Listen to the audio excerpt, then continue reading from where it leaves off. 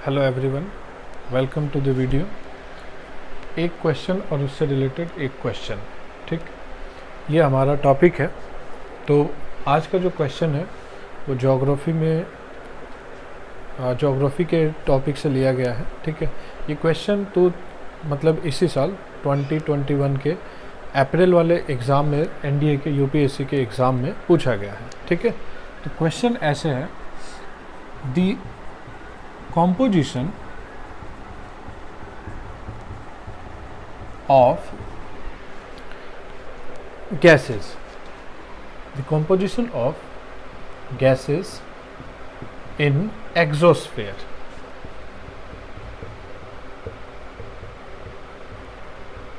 Exosphere में composition क्या है गैसेस का, ठीक है। तो इसके ऑप्शंस हैं आपके पास। आपके जो ऑप्शंस हैं मैं यहाँ पे साइड में लिख रहा हूँ, हीलियम एंड हाइड्रोजन, ओके। उसके अलावा neon and oxygen, neon and oxygen, ठीक।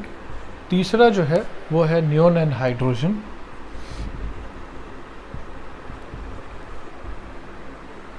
एंड लास्ट ऑप्शन जो है आपका जो पेपर में दिया गया था, ठीक है, वो है helium and neon, helium and neon, ठीक। इसको सिंप्लीफाई करेंगे तो आपको मिलेगा helium, hydrogen, neon and oxygen, ठीक। अब इन चार गैसेस में से किसी दो गैसेस का कॉम्पोजिशन एक्सोस्फेयर में है, ठीक है।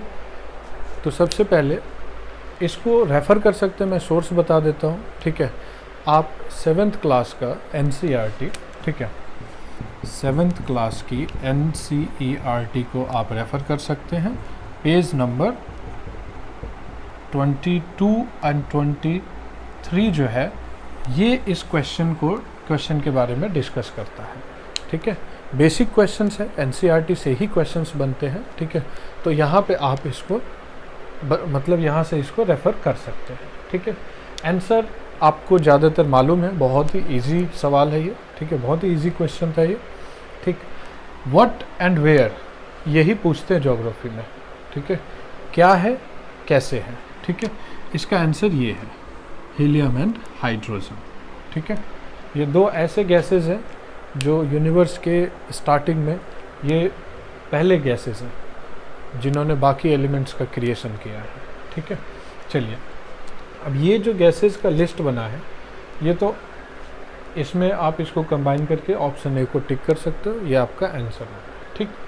तो क्वेश्चन तो हो गया। अब कॉन्सेप्ट की बात करते हैं। तो कॉन्सेप्ट जो है वो यहाँ पे जो पूछना चाह रहे हैं वो ये है कि आप एटमॉस्फेयर के बारे में कितना जानते हैं।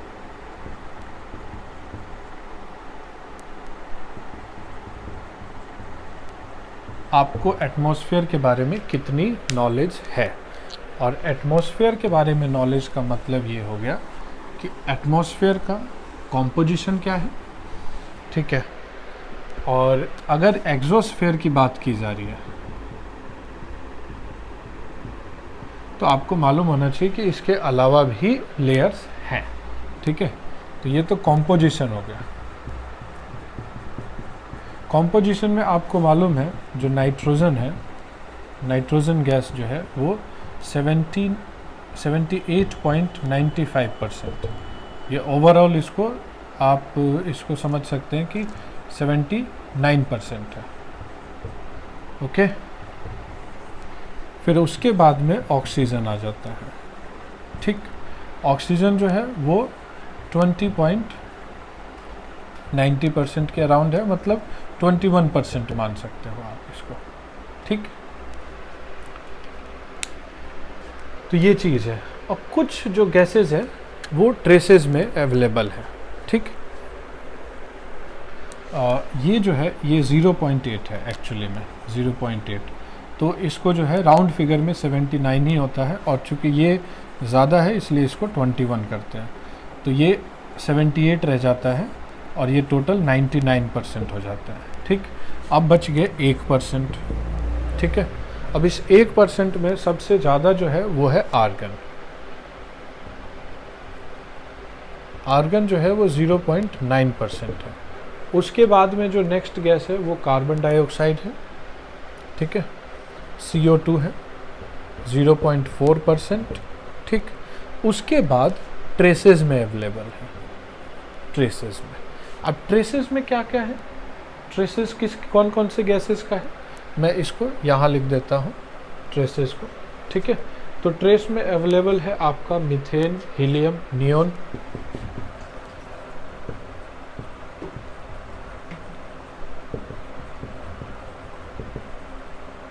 ठीक, क्रिप्टन भी है। ठीक है, अगर सुपरमैन मूवी देखी हो तो क्रिप्टन आपको याद होगा। ठीक है, अदरवाइज नहीं होगा। ठीक, तो ये कॉम्पोजिशन ऑफ गैसेस है। ठीक है, अब ये कॉम्पोजिशन ऑफ गैसेस में जितना भी जो भी गैस होता है, ठीक है, वो जनरली किस तरीके से एटमॉस्फेयर में है, ठीक है, वो आप समझ लीजिए। हाँ, कई बार ये क्वेश्चन आ सकता है कि हमारे एटमॉस्फेयर में जो गैसेस हैं उनमें से कौन से रिएक्टिव हैं या कौन से नोबल गैसेस हैं। ठीक है, तो ऐसा अभी तक तो नहीं देखा है, बट किसी के दिमाग में आ जाए, पूछ ले क्वेश्चन, तो आपको हमेशा अवेयर रहना चाहिए कि वो किसी भी टॉपिक को, किसी कॉन्सेप्ट को कितना तोड़ के, कितना उसको मतलब ट्विस्ट करके उसको रिप्रेजेंट किया जा सकता है क्वेश्चन के रूप में। ठीक है, चलिए, तो अब मैं अगर मान लेता हूँ, ठीक है, ये आपको दिख रहा होगा, ये मान लेते हैं कि अर्थ का सरफेस है। ठीक, अर्थ का ये सरफेस है। अब अर्थ के सरफेस में सबसे पहले जो होगा वो आएगा ट्रोपोस्फेयर। ठीक, उसके बाद में आएगा स्ट्रेटोस्फेयर। ठीक, फिर उसके बाद आएगा मीजोस्फेयर। ठीक है, अब मीजोस्फेयर के बाद जो आएगा वो आएगा थर्मोस्फेयर, एंड देन लास्टली जो होगा दैट इज एक्सोस्फेयर। ठीक, तो ये तो आपको समझ आ गया होगा सरफेस ऑफ अर्थ। ठीक, तो मैं यहाँ पे माउंटेन्स बना देता हूँ। ठीक है, कुछ पेड़ पौधे बना देता हूँ, कुछ बिल्डिंग्स बना देता हूँ। ठीक, कुछ, ठीक, ये this is the surface of the earth. यहाँ से सबसे पहले troposphere. Majority of the gases जो आपकी हैं ग्रेविटी के वजह से सरफेस के नियर बाई रहती है। ठीक है, बट एक क्वेश्चन था कि कौन से, अब एक्सोस्फेयर में क्या मिलता है, यहाँ पे हीलियम एंड हाइड्रोजन। ठीक, तो बाकी जगह पे क्या मिलता है और बाकी जगह का लेंथ क्या है, बाकी जगह बाकी की फीचर्स क्या है। ठीक है, तो आपको मैं यही एडवाइस करूँगा कि आप जो है जब भी रेफ़र करें तो हमेशा NCERT को रेफ़र करें कि क्या कहता है। 11th की NCERT में ये चीज़ें इतनी डिटेल में नहीं दी है, 7th क्लास की NCERT में ये चीज़ें डिटेल में दी गई हैं। ठीक है, तो सबसे पहला जो लेयर है वो ट्रोपोस्फेयर है, और जिन लोगों ने थोड़ा बहुत गूगल किया होगा, पढ़ा होगा, उनको एक कन्फ्यूज़न इसमें हो सकता है, और अगर नहीं हो रहा है तो इसका मतलब आप समझ लीजिए कि आपको बेसिक नॉलेज जो है एटमॉस्फेयर का नहीं है। वेयर इज़ आयनोस्फेयर,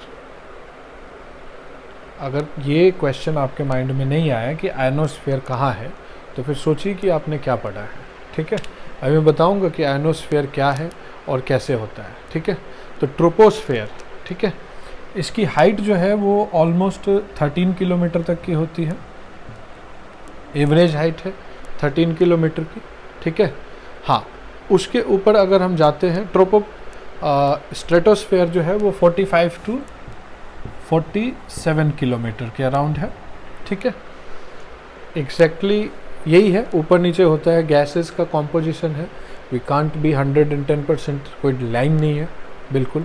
कभी गैसेस ऊपर हो जाते हैं लेयर, कभी नीचे हो जाता है। एटमॉस्फेयर में टेम्परेचर अप एंड डाउन होगा तो उससे कॉम्पोजिशन चेंज हो जाता है। आपको मालूम है कि जैसे गैस हीट होगा वो लाइट हो जाता है, वो अपर पार्ट में मूव करना शुरू कर देता है, अपवर्ड मूवमेंट शुरू हो जाता है। टेम्परेचर डाउन होता है तो हैवी हो जाता है। तो ये सारी चीज़ें सभी के साथ अकर करती हैं, ठीक है। फिर 85 अराउंड जो है वो आपका मेसोस्फेयर है, ठीक है।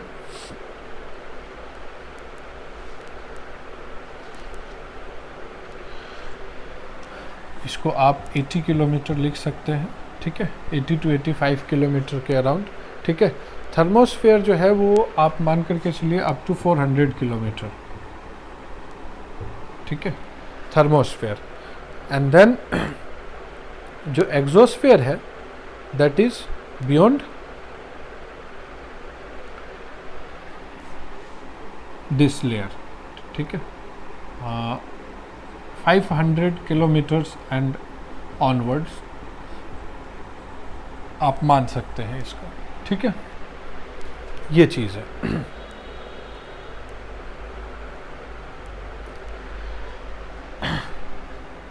अब इसमें आयनोस्फेयर की मैं बात कर दूं, ठीक है। तो आयनोस्फेयर के बारे में हम बोलते हैं कि ये एक ऐसा पार्ट है, ये एक ऐसा लेयर है जिसमें electrically charged atoms and molecules होते हैं, ठीक है। मैं इसको यहाँ पे मेज़र करता हूँ, ठीक है।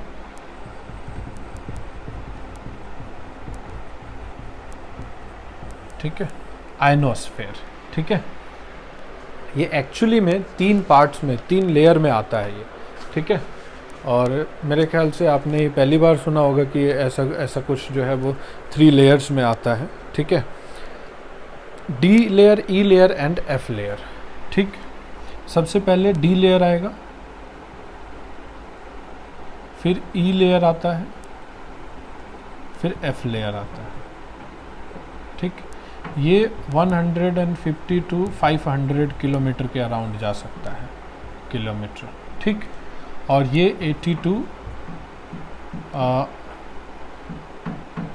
60 to 60 या 70 to 80 किलोमीटर, मीन्स मेसोस्फेयर का जो अपर पार्ट होता है, ठीक है, उससे आप इसको ट्रेस कर सकते हैं, ठीक है।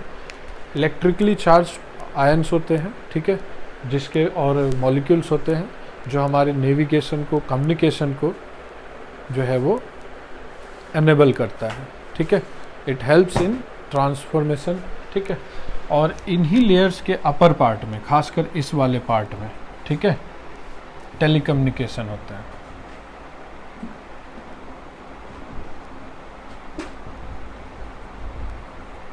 ठीक है। इसी पार्ट में, लास्ट पार्ट में टेलीकम्युनिकेशन होता है। तो कुछ फीचर्स है जो मैं आपको बता देता हूँ। ट्रोपोस्फेयर में क्या होता है? All weather plus climatic conditions, जितनी भी वेदर, क्लाइमेट, ठीक है, चाहे वो भाप बनना हो, कंडेंसेशन हो, प्रेसिपिटेशन हो, कुछ भी हो, वो सब इसी पे होता है, ठीक। एयर का मूवमेंट जो होता है वो ऐसे अपवर्ड्स होता है, ठीक, जिसके वजह से दिक्कत होती है प्लेन को लैंड करने में और टेक ऑफ करने में। तो आइडियल जो मानते हैं वो स्ट्रेटोस्फेयर को मानते हैं, ठीक है। क्यों? क्योंकि स्ट्रेटोस्फेयर में इस तरीके से होता है, इसी में जेट स्ट्रीम होता है, जेट स्ट्रीम इसी में फ्लो करता है, इसी में ओजोन लेयर है, ठीक, जो हमारे अल्ट्रावायलेट रेज को एब्जॉर्ब कर लेता है, ठीक है, उसको फर्दर पास नहीं होने देता है, ठीक है। आयनोस्फेयर जो है, ऊपर जब आप जाएंगे थर्मोस्फेयर एंड आयनोस्फेयर के लेयर में, एक्स रेज जो है वो फिल्टर आउट हो जाती हैं, ठीक है।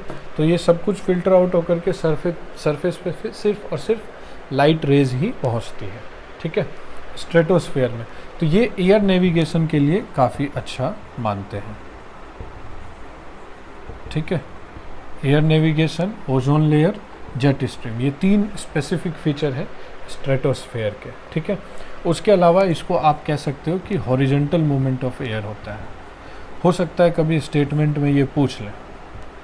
और यहाँ पे वर्टिकल होता है, ठीक। आप जब भी वीडियो देखें इसको आप साथ साथ पॉज करके नोट कर सकते हैं। ये वर्टिकल होता है, यहाँ पे हॉरिजॉन्टल होता है। ठीक है। इसके बाद में जब जैसे जैसे हम ऊपर जाते हैं तो मेजोस्फेयर होता है। अच्छा, मेजोस का मतलब होता है मिडल,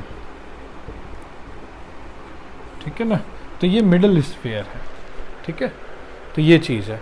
अब अगर मैं टेम्परेचर की बात करूं, ठीक है, तो जैसे आप ऊपर जाएंगे, ठीक है, तो 60 डिग्री के अराउंड टेम्परेचर माइनस में -50-60 डिग्री हो जाएगा।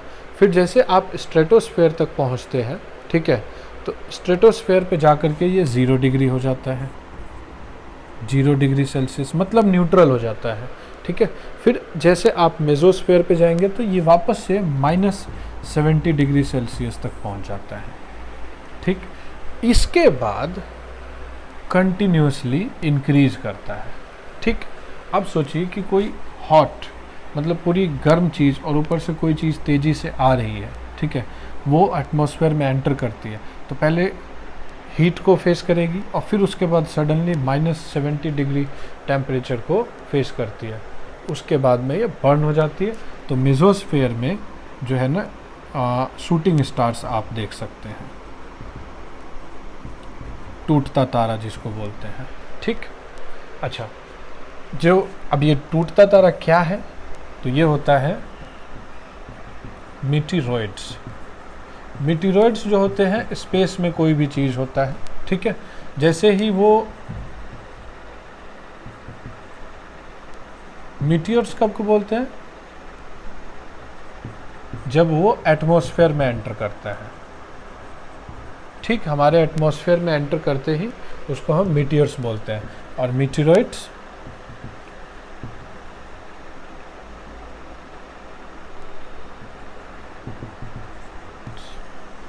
जब वो अर्थ के सरफेस को हिट करता है, ठीक, ये ध्यान रखिएगा। इसमें स्पेस में कोई भी एनी ऑब्जेक्ट,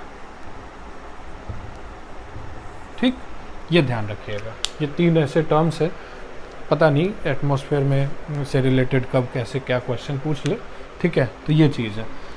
तो 1 क्वेश्चन 1 कॉन्सेप्ट में आज का जो क्वेश्चन था वो यही था कि एटमॉस्फेयर में गैसेस का कॉम्पोजिशन क्या होता है, तो गैसेस का कॉम्पोजिशन बताया। दूसरा जो क्वेश्चन में पार्ट था एक्सोस्फेयर, जो कि लेयर की बात कही गई थी, तो ये सारे लेयर्स बता दिए और लेयर्स के साथ इसके फीचर्स, ठीक है। तो अगली वीडियो में फिर कोई अलग क्वेश्चन लेकर के आऊँगा और उससे रिलेटेड क्वेश्चन। Thank you.